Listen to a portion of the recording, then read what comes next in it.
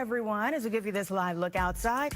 Ooh, it's a little dreary for you. Welcome to Good Day Chicago, though, in our 9 o'clock hour. And here's a look at some of the things that we have coming up. We're covering a lot of ground. Many people are hitting the reset button, of course, this new year. We'll tell you how dry January. You're taking part. Yes. I'm taking part. I'm not going to shower. He's not even going to look at us. It's helping a lot of people get off to a healthy start. All right, you're going to love this. Harpist Ksenia Sushkovich is going to join us in studio today. She is sharing her musical journey and how it has shaped her career. She's played with the Chicago Symphony. Oh, looking forward to that. Nice harp music. I don't know if I've ever seen a big harp in person. You're about to. Looking forward to it. Yeah, right. Well, the Chicago Stars are moving forward with a major investment in the future of women's sports. We're going to preview their state-of-the-art practice facility. Looking forward to that. But for now, let's take another live look outside. The last look looked gloomy. This looks even gloomier. It does. You know, and what you're looking at here, we have some low clouds, a little bit of fog, but there's also a little bit of sunshine trying to get through. I mean, you look at the city there. It's not that hard perfect. Today. It won't be as sunny as yesterday. But I mean, look at that. There's a little blue in the sky. You see that one cloud kind of floating there? They're in the background. Yeah. So, yeah, there will be some bright spots from time to time today. It's just not going to be as sunny as it was yesterday. At O'Hare, they're not reporting total cloud cover. They're calling it mostly cloudy, which is why we got a little sun behind that cloud there. 39. Normal high this time of year is 32, so we're already way ahead of that. Hey, Nat. She's our sliver of sunshine. Right on cue, girl. I had no idea Sliver that of was sunshine, and Natalie Baumke walks by. Yes. You know, she gets paid by the camera appearance. That's why she wanted to get on there right now. All right, not much wind at about 8 miles per hour, so the wind chill is 33 degrees. Other current temperatures, many of us are in the 40s. Look at this, 43 at Midway, 42 at Joliet. Gary's in there with a 45. If it's not in the 40s yet, it will get there eventually in places like Woodstock and Waukegan. You can see some of the rain off to our north hitting southern Wisconsin right now. You know, if there's going to be precipitation anywhere in Chicagoland, as Natalie would tell you if she were, you know, in here in the shot right now. She's gonna walk back. We would see maybe a sprinkle far north later today. That is it. The main storm system pulling away. We'll have quite a bit of cloud cover today with some thin spots. Tonight it remains mostly cloudy, but during the day tomorrow, ooh, the sun's coming out, and you'll like what happens to the temperatures as a result of that. You know, you were worried about me walking by there in my green dress yesterday. You would have been a floating head in front of our green screen. Yeah. All right, everybody, let's get to a few of the news stories that we're following right now. Chicago police investigating a stabbing on a Red Line train. Roseanne has more on now the latest violent incident on the L. Roseanne?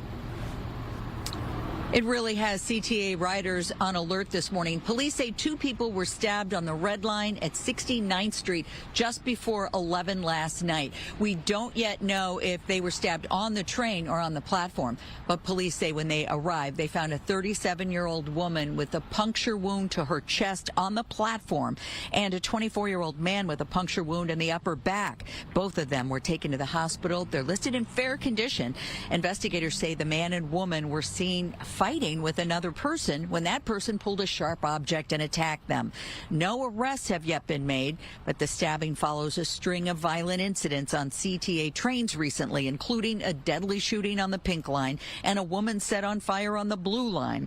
Some CTA riders say trains are affordable, convenient, and overall worth the risk.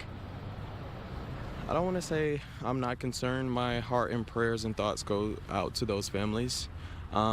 I just think we all do our best every day. To try and stay safe. To try and stay safe, yes. Well, the CTA did add some security last month, but you'll remember the Trump administration said it wasn't enough. They're demanding that the CTA make additional changes to improve security or risk losing up to $50 million in federal funding. Again, as for the situation last night, we have not received any further details from police, but as far as we know, no one is in custody. Outside Chicago Police Headquarters, Roseanne Tejas, Fox Chicago. Roseanne, thank you. I'd really like to see some numbers on what's been going on on these trains. Meanwhile, a man is in serious condition this morning from an overnight house fire. The fire started around 2 along the 11,000 block of South State. Police say there was just the male victim at the scene. We don't know what started the fire yet, but we're going to continue to ask questions. Venezuelan President Nicolas Maduro pleads not guilty in his first appearance in a Manhattan courtroom. He says he was kidnapped by the United States. His wife also pleaded not guilty. The U.S. says Maduro was an illegitimate leader who used his power for drug trafficking. Lawmakers are debating if the U.S. has the legal authority to take the leader of another country into custody. We will check back with Doug Luzader in Washington, D.C. in just a few minutes to hear from some members of Congress. Meantime, most of the United Nations is condemning the U.S. for taking Maduro from Venezuela. During an emergency meeting of the Security Council, the UN Secretary General said that the White House had violated the UN Charter. U.S. allies like France, Brazil, and Spain were also critical of the abduction. The normal adversaries like Russia and China demanded Maduro's release and said that the U.S. needs to stop any military action. Meanwhile, Colombia's president threatened to take up arms himself if the U.S. tries to invade his country. Well, Denmark says if the U.S. tries to take Greenland, that would be the end of NATO. The president said on Sunday that the U.S., quote, very badly needs Greenland. Denmark currently controls it, and the Danish prime minister said an attack by a NATO ally would be the end of everything. But the U.S. thinks Greenland's location is perfect for a missile defense system that is also filled with important minerals that the United States wants. Chicago police are asking for help finding 53-year-old Linda Brown. So please take a good look at your screen if you're kind of milling about your home right now. She is a special education teacher at Robert Healy Elementary. She was last seen Saturday in the 4500 block of South Dr. Martin Luther King Jr. Drive. She has brown eyes, brown hair, as you can see. She's about 5 feet tall. Police say she may be in need of medical attention. And they say that she may be driving a blue Honda Civic with Illinois plate CX57470 and could be in the area of the 2200 block of West North Avenue. Now, anyone with information is asked to call Area 1 detectives.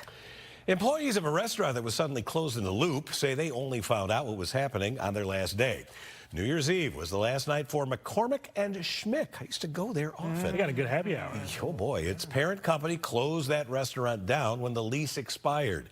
Some of the employees say they were told they were losing their jobs when they headed into work. What questions do you still have for the parent company? My questions are, how long beforehand did you know? And why give us, why tell us the opportunity to go make a little bit of last money and then to just pull the rug out at the last second? It seems cruel, I think would even be the word to use. McCormick and Schmick's parent company says it is trying to help those people find another job. Well, a Hockey Hall of Famer who spent 30 years with the Blackhawks has now died. Bob Pulford had 4 different stints as the Hawks head coach. He also spent 30 years in the front office. He also helped the Maple Leafs win 4 Stanley Cups. The NHL did not give an immediate cause of death. He was 89 years old. Beautiful life. The Illinois State Redbirds found one of the toughest ways to lose a championship game. I watched these highlights this morning just to be able to cheer you on, Mike, and then I was like, oh, he's not going to be in a good mood. I'm getting over it. Yeah, they had a chance to win in regulation, but Montana State blocked the field goal in overtime. ISU misses the extra point after It was blocked too. scoring. Yeah. It kind of was reminiscent of something happened last year with the Bears, and Montana State took advantage of it, kicking its extra point for a 35-34 FCS championship. ISU was playing its first championship game since 2014. I think this is the first championship for Montana State since the 80s. Ooh, those Bobcats, and they were big ahead in the first half. I thought, oh man, this is gonna be a blowout. Yeah. But ISU fought back. It's it was almost like a Bears game. Watching it. They're gonna Coming up short. Boy. All right, another nail biter. Could there have been some divine intervention during the Steelers' win over the Ravens? Apparently, the team called in a priest who was seen blessing the field before the game with the Ravens. He even blessed the end zone where Ravens kicker Tyler Loop.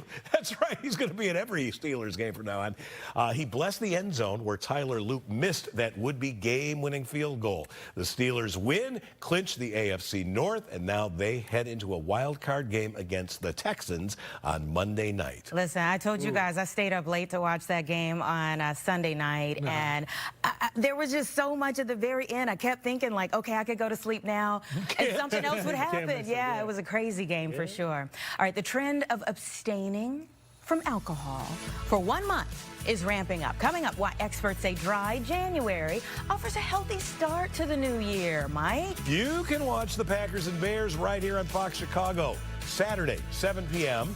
That'll be the second half of an NFL doubleheader that begins with the Rams and Panthers. Our coverage is going to get underway at 12:30 with Game Day Live. And then you got to stay with us on Fox Chicago because after the Bears' victory, we've got full post. Notice I'm saying after the Bears. Come on. Go get that priest. We got post-game coverage. We got a whole post on our side. That's true. That's true. Johnson and the players. We'll be right back.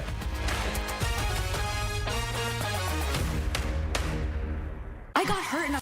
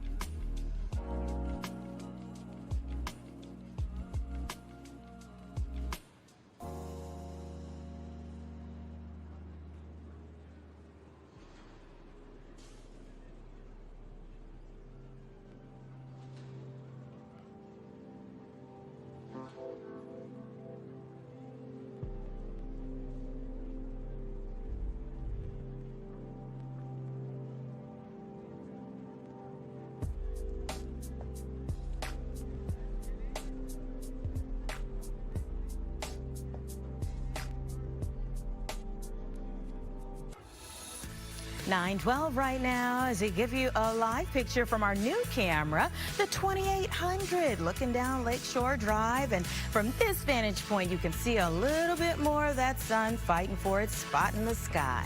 All right, dry January is not just a month away from alcohol, but new research shows it leads to long-term reductions in drinking and various physical and psychological improvements. The sobriety campaign also may boost sleep, improve mood, and even help people lose.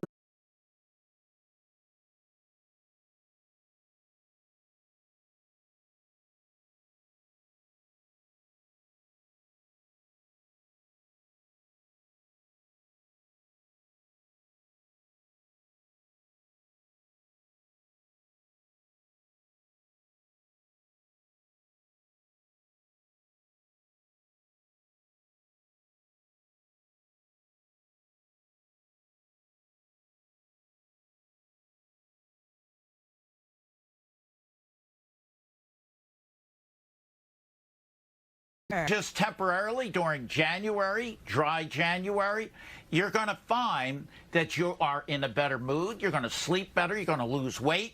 Your overall health is going to feel better. Your blood pressure is going to come down. And Mr. Liver will love you forever if you abstain and at least cut back. That's what this study showed, and it can have long-lasting effects. Is there a set time frame for, like, okay, if you do it for 3 weeks, then you have this kind of benefit, or if you do it for, 2 months, you have a longer-term benefit? Well, the longer you abstain, the longer you're going to reap the benefits from it. So if you stop drinking for a month and then all of a sudden start back, having 4 scotches a day, it's not going to help you. So, Anita, bottom line is the younger generations of folks in this country now are drinking much less. If you're going to drink alcohol, you do it in moderation. I'm telling you, I've had patients who really have heeded my advice. Maybe have a glass of wine or 2 on the weekend when you're with your, at dinner, whatever. They feel so much more alert and better during the week. It really changes their life. And so, again, it's a way to reboot your relationship with alcohol, and not I'm not trying to tell people to stop entirely, but if you can try your best to just reboot and readdress that relationship, you may come away saying, I don't really need it. Ooh, a few mocktails in our lives won't do any damage. So Americans are also growing lonelier. That kind of might go hand in hand with the drinking for some, even when we're not actually alone. So according to some new research here, an increasing number of middle-aged and older adults, especially those of us in our 40s and 50s, consider themselves lonely. What's up with that? Well, they found that about 40% of people that they interviewed felt lonely, and that's up about 5% from 2018. Also, men were more likely to be lonely.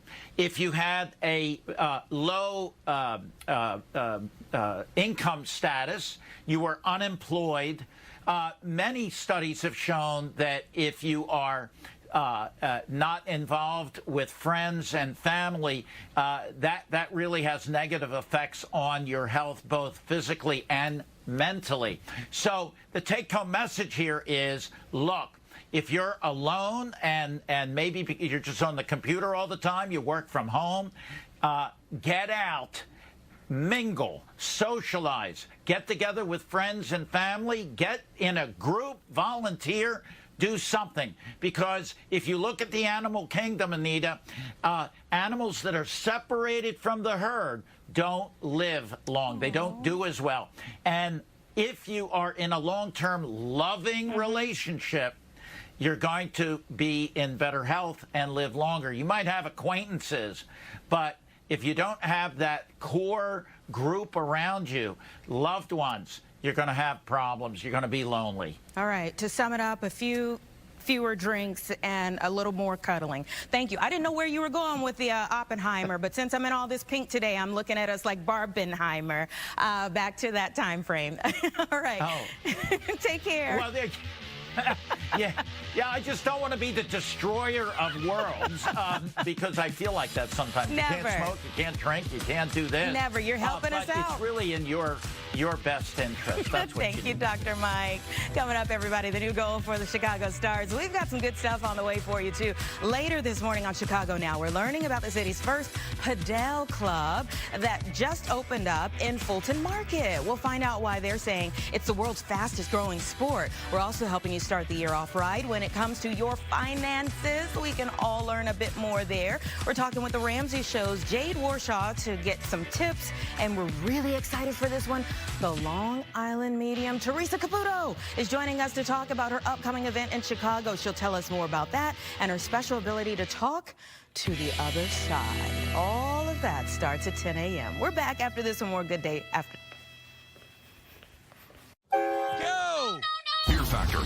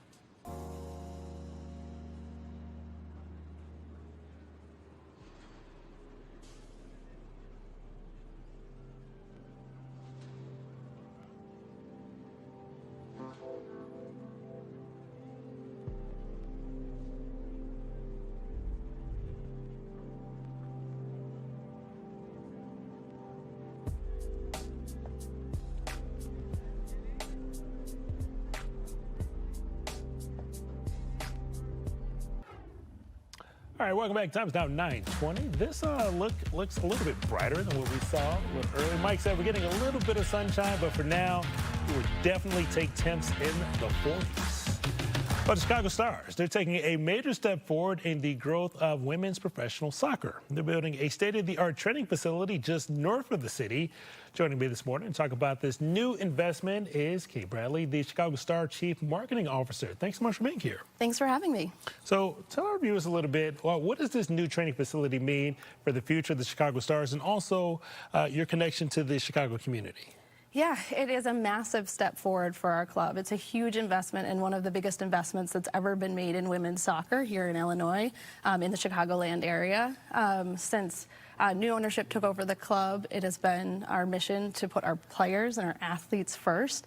And this is a tangible representation of that commitment and our promise to our players to ensure that they have the best training facilities and the best infrastructure so that they can compete and win at the highest levels. What was the strategy behind the location of this practice facility? It's also going to be pretty close to where you guys are playing this year in Evanston. Yeah, that's exactly right. So it's very close to the Northwestern Medicine Field at Martin Stadium, where we'll be playing in 2026.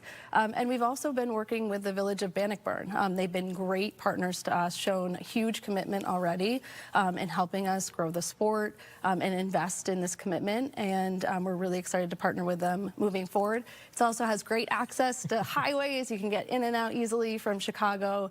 So it makes it a great location for our athletes and our coaching staff as well. What does this mean for the players knowing that the ownership is seriously investing in their futures as professional soccer players? Yeah, it's really important. There are very few women's teams that have their own dedicated facilities, and we're really excited to be among the first to be able to provide that for our athletes so that they have a place where they can focus, where they can train, where they can recover, make sure that they stay healthy and that they can play at the top of their game every time they go out on the field. Go a little bit more deeper into some of those recovery aspects. What is actually going into this facility that's going to make it a state-of-the-art place to be? Yes, so we'll have 2 full-size training pitches. We'll have turf field, grass field. We're working towards a dome so that they have a place to play in inclement weather, which we know in Chicago is a big deal and much needed.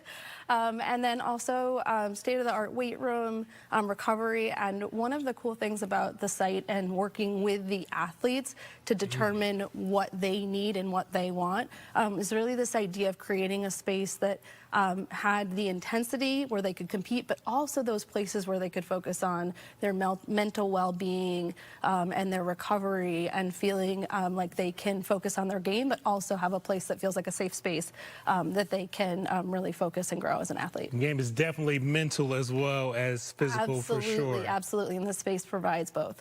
Now, I also understand that you guys are looking for possible naming rights. So what are some of the local businesses or even maybe national brands that would maybe make the right partner for that partnership? Yeah, absolutely. I mean, we are in the process of doing that search. We brought on W Partners to help us with that, and we are looking for partners who are committed to growing the women's game.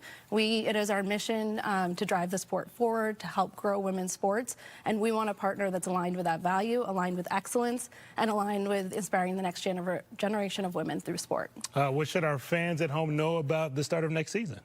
Well, they should be really excited. You know, part of having a performance center is making sure that we are competitive on the field and that we can win championships. So our fans should be excited that the players are ready to go, that we will be playing in our new stadium up in Evanston. And we hope everybody comes out and joins us. For those who joined us on 9/7, I think witnessed what an incredible experience that is. And we're excited to have more people come out, check us out, and participate and cheer us on this season. Looking forward to it. Kate, thanks so much for your time. Thank you so much for having me. All right, time is now 9:25. Anita, Mike? Okay, have you heard Snoop Dogg calling one of the latest NBA games? It's quite hilarious. The Clippers and the Warriors are playing, but everyone's really talking about Snoop on the call. Do you know why Snoop always carries an umbrella? Faux drizzle. Anyway, he might give you a reason to start watching. That momentum, she will swing your direction from time to time. Go to the right, Draymond, all the way. Good pass. Ooh! Ooh, he snapped the break. He Windex shine that. Get off the Windex shine. Uh-oh, Steve, don't get thrown out. Get him out of there. Get him out of there. Back him up, GP. Back him up, Steve, ready to fire on him. He's already gone. Steve banging Inglewood right now. Inglewood, get him, Steve. You in Inglewood, Steve. The Arizona Wildcat that came out and look at him. Oh my gosh, there's not much that Snoop can't do to make it entertaining. If you care about the outcome, yes, the Clippers won 103-102, but really, again, what everyone's really talking about is how Snoop can just turn anything into something so much more entertaining. Immediate comedy. Yeah. Okay, some kids are hoping to slide into a championship. Yeah, the National Curling Championship is happening, and some kids who are competing hope they can inspire others to get involved. Irene Snyder has the story. It's just a fun sport. It's fun to come out here and just go out on the ice, throw some rocks, and have fun with friends. Yeah, it's really relaxing. 14-year-old Cecil Lind is heading to the Curling National Championship for the 4th year in a row. I saw it on the Olympics and told my dad I wanted to try it.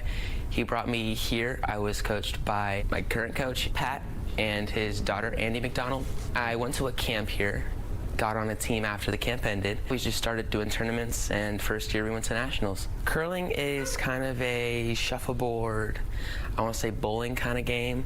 You throw a stone, 40-pound stone down in ice, trying to get it to the bullseye. The closest rock to the center is the one that's scoring. You can have multiple scoring.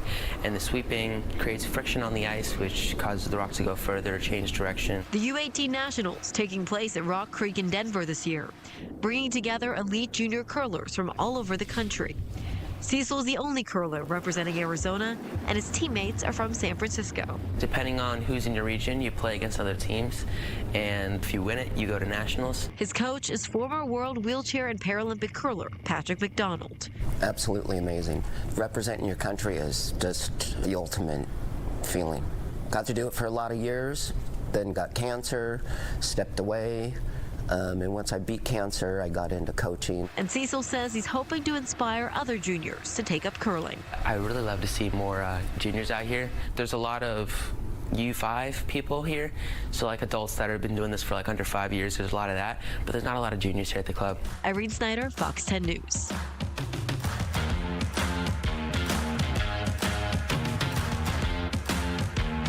Stream Fox.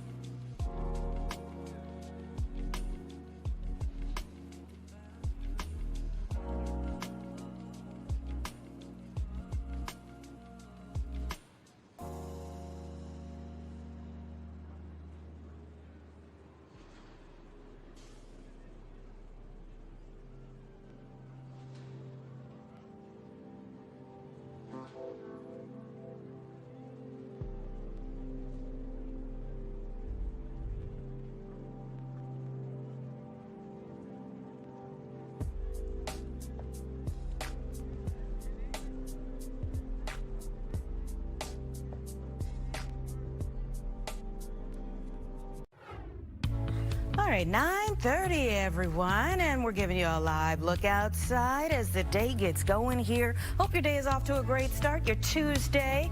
Monday kind of felt like, okay, I got to get everything clicking again, right?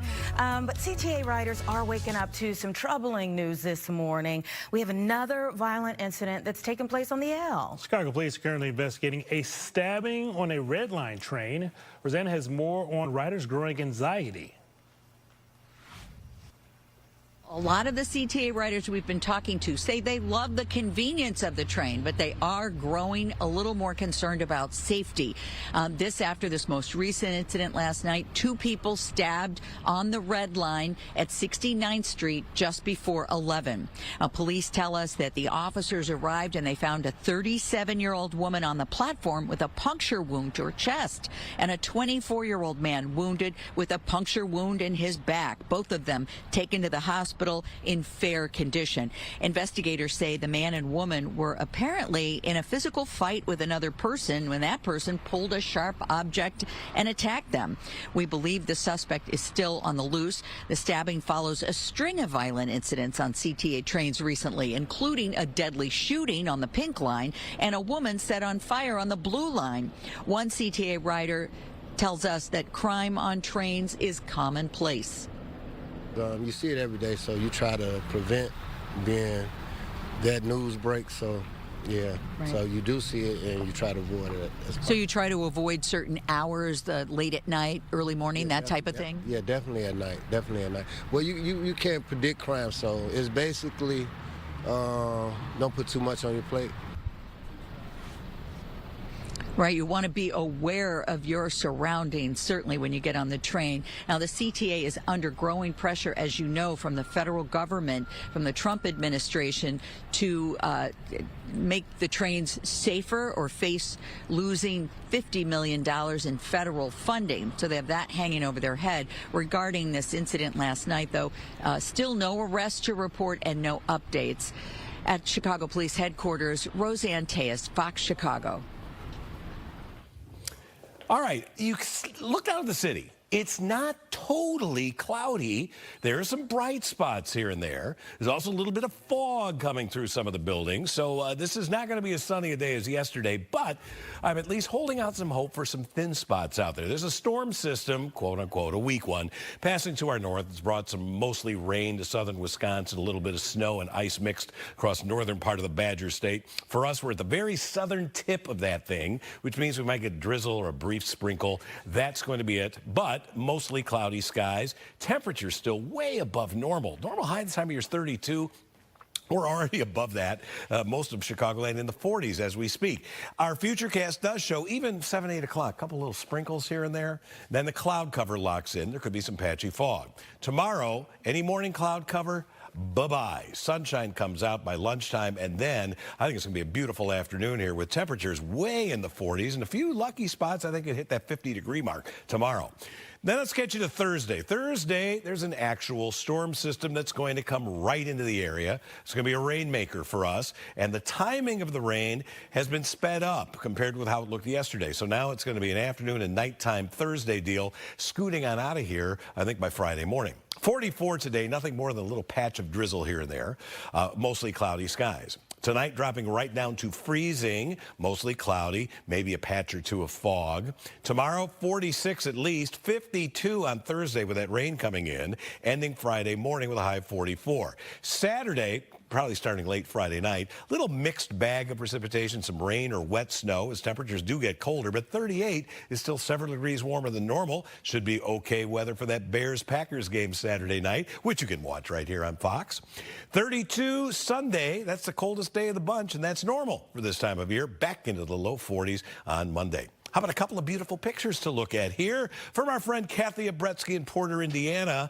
That is a Cooper's hawk. Definitely looking for some other smaller bird. Not the restaurant. No, sir, Mr. Jackson. This is a completely different Cooper's hawk. But that bird looking for a smaller bird that might fly through.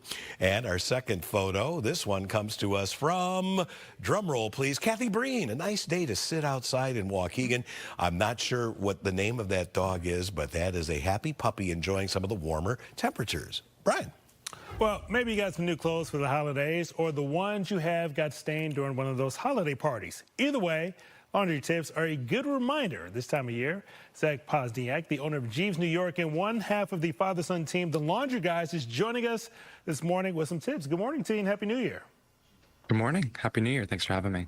So, Zach, I want to start with a trending topic. Do you recommend washing new clothes before you actually wear them for the very first time? Yeah, absolutely. I think most obviously you never know who's tried them on or handled them before you're wearing them. And some manufacturers do put some topical agents on clothes to make them say wrinkle-free, so they look good in the store. So absolutely wash them before wearing. Actually, that's a good idea. I never thought of other people trying on the clothes because you probably tried it on before you bought it. That's a good idea there. So how do you wash new or delicate fabrics without ruining the entire new item? Yeah, so I would just keep it really delicate. There's not a whole lot wrong with them, right? We don't have any really aggressive scents or stains on them, so I would keep the water temperature low. Maybe use a shorter, more delicate cycle, and just keep it easy on the product. I would use a tiny bit of detergent, but just keep it simple. You know, you're not really trying to remove too much. And now that people are kind of cleaning up and kind of taking down those holiday decorations, what are some of the best ways to remove maybe wine or food stains from not just your clothes or maybe your tablecloths, but even your carpet if you had one of those spills? Sure. So furniture and carpet, I think the best two tips would be, instead of rubbing, I would try blotting. So the simplest method, if you have like a microfiber towel and you spilled some red wine, I would put some vinegar on it, and then up and down motions, right? We want the stain in the carpet or furniture to transfer into the towel. We don't want to spread it around or braid the fabric. And the best thing, which I think is a really handy investment for anyone's homes, is an extraction machine. So basically kind of like a wetback that kind of just sucks up stains from furniture and carpet. Super helpful.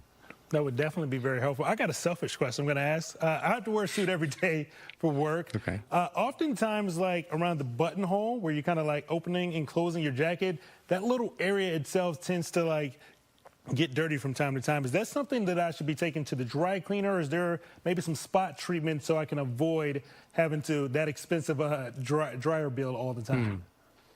Yeah, it's tricky because it's probably a wool suit, which really doesn't like water. I would say if you really wanted to, I wouldn't say it's risky, but a little bit of warm water with maybe a drop or two of dish soap worked in really lightly, kind of just brush it away. That may help remove some of that body oil, which I think is causing the staining at that high use area. But in general, I think suits don't need to be dry cleaned as much as people think, unless there's some obvious stains or odor that you want addressed. All right, Zach, really appreciate your help. And for all these tips, because we know a lot of people definitely has some laundering to do this new year. Thanks again. Of course. Have a great day. All right, time's now 9:38. After the break, we're going to introduce you to a local harpist who's been sharing her beautiful sounds all over the world.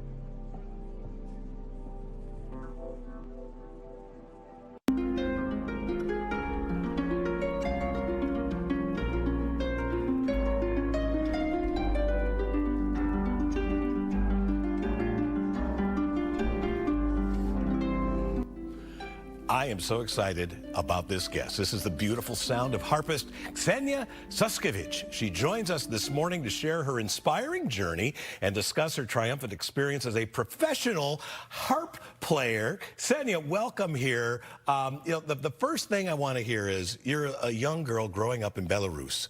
The first thing is, I want to be a harp player. That's not how it happened, is it? No, no. My grandfather, he had an amazing record collection with classical music, which I never heard because I broke the record. I was dancing on it. But all my childhood, I was looking at the pictures, printed pictures. Sure. They were very beautiful, and I saw harp there. So whenever I saw, Well, it truly is. And at 18, you won a major competition, didn't you, as a young woman? Yes, it was in St. Petersburg, and I played with Mariinsky Theater. We played Glier, concerto for harp and orchestra. So you even knew at age 18 you were meant to do this. Now you performed with what, Lyric Opera here, and who else in the Chicago area? Chicago Symphony Orchestra, Milwaukee Symphony Orchestra, and Joffrey Ballet. She's pretty good at this instrument here. Is it difficult to play? Oh, it's very difficult. So we don't have support with our legs because we're using all the pedals. We have 7 pedals, like 7 notes, and our support is our back. It's all we have. We need to have very strong back. So you're strong to pull that back and play. Yeah, because this does not weigh more than just 2 pounds. This is very heavy. What are you going to play for us here today? Today I'm gonna play something that I arranged and composed a little bit. Oh, it's, nice. Yes, from Russian movie, very, very famous movie. All right. Music by Tamir. Ksenia, let's hear the harp, and if you feel like you've gone to heaven, don't feel guilty.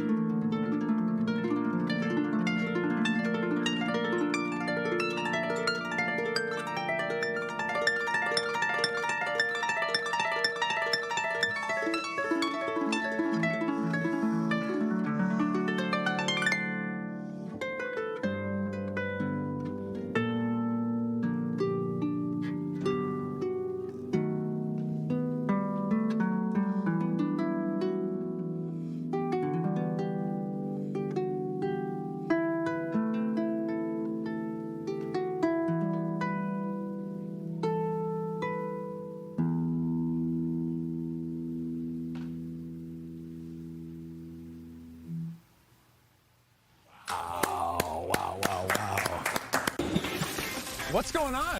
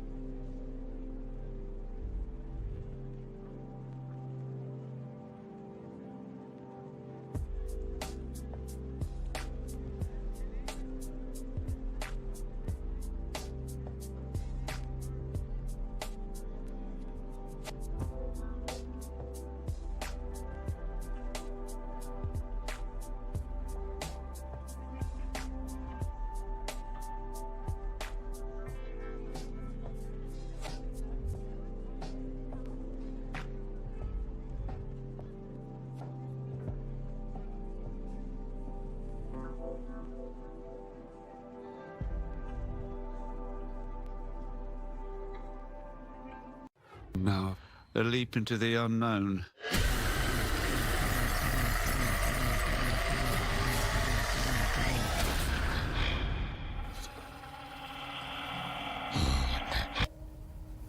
A new sequel to the horror hit 28 years later bites its way into theaters next week. But before it does, Jake was the only reporter in Chicago to talk with the film's legendary star. You know, you got me when I'm like, no, but you beginning. watch Sinners. Ever since you watch Sinners, you don't get to tell me you don't watch horror movies anymore. There's lots of biting in that one.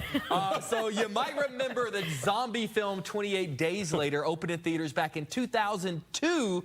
The third chapter in that epic story, 28 years later, has been divided up into 3 parts. The first was a big hit last summer, made my list of the top 10 best films of the year. And the next film in the trilogy, The Bone Temple, continues the story when it opens in theaters next week. Now, while the star of the film, legendary Oscar-nominated actor Ralph Fiennes, he's known for playing scary guys. He actually plays a very kind, gentle man in this film, though he does have a scene where he really needs to scare people. And since he is known for being scary and known for playing scary guys, I wanted to know, what is the most he's ever scared a co-star? And apparently he once scared a pretty legendary actor.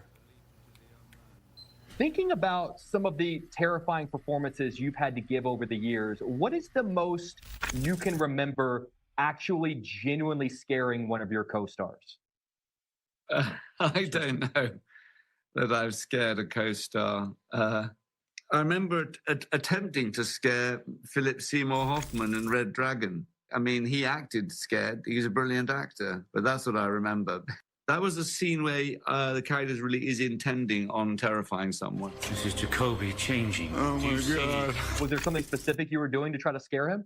Hard to answer these questions. I mean, you're trying to access it's about power, isn't it? It's about, you have someone glued to a chair and they know what he knows what I'm capable of. So you terrify them with what they know about you, what you can do. I don't think I will do this. I kind of access an energy or something that's an intention in the scene, but it's often not a rational thing. It's often it's a kind of a feeling impulse. I think so. Mike was just asking if he was from Wales. That sounds right. We're going to have more from Ralph Fiennes coming up during Fox 32 News at noon. 28 years later, The Bone Temple opens in theaters on Friday. And he is one of those actors, I think for maybe most people of a certain generation, he's Voldemort. But you just think about, he's been a long time working actor. For me, probably popped on the scene for Schindler's List and then English Patient. But he's just one of those guys. I just showed my girlfriend The Menu over the weekend. She had never seen The Menu before, which you haven't seen. That is such an interesting, it's a thriller, but it's very much a send up of like kind of the very upscale kind of hoity-toity restaurants, and he plays a chef who What kind of cheese? Yeah, American cheese, exactly right. He's such a great actor. Happy to have him on the show. All right, let's set it up Studio 32, where Chicago Now is standing by to start at the top of the hour. Happy Tuesday, you three. We have the most fun show. Oh my gosh. TMZ, juicy goss about toxic mom groups and how the Hollywood group is not, they're not all getting along. Just because we're in parenthood doesn't mean high school is over. That's how we'll tease that. We're also going to get our handle on our finances as we cruise into 2026. And we're going to be introduced to what is now replacing pickleball, apparently. Something called paddle? Padel. Something like that. Is a new facility that has just arrived to the city of Chicago. We're going to run through all that and more coming up in just moments, you three. It's fun you stuff. Four. Yeah. There you go. I'm definitely the one he forgot about. All right, you guys. Are you a real comedian on the job? Well, it might be good for your workplace. We're always laughing around here. Humor can be used to build teamwork and success on the clock. Gary Baumgarten shows you how it promotes positivity. With folks returning to the office after the holiday season, many teams are focusing on getting back into gear and making the new year successful. And according to research from Dr. Sharon Sheridan, assistant professor of management at Clemson University, humor can be a great tool to help boost unity when it's used correctly. Focus on tone over type or content of the joke.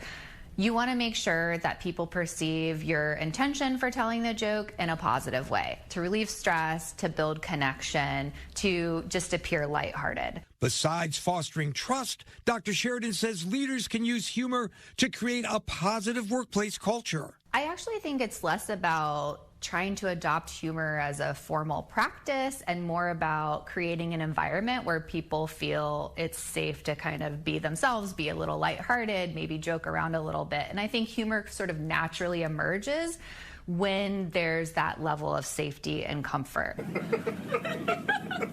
Get to know your employees, build relationships, and then don't take yourself so seriously. And I think those are the important things to focus on. But humor can also be very risky. You know, you may be sort of crossing some boundary, your timing might have been bad, or you hadn't really read the room. And when the jokes don't land, it can signal that you not only lack the confidence, but also perhaps the judgment or competence that you need. Gary Baumgarten, Fox News.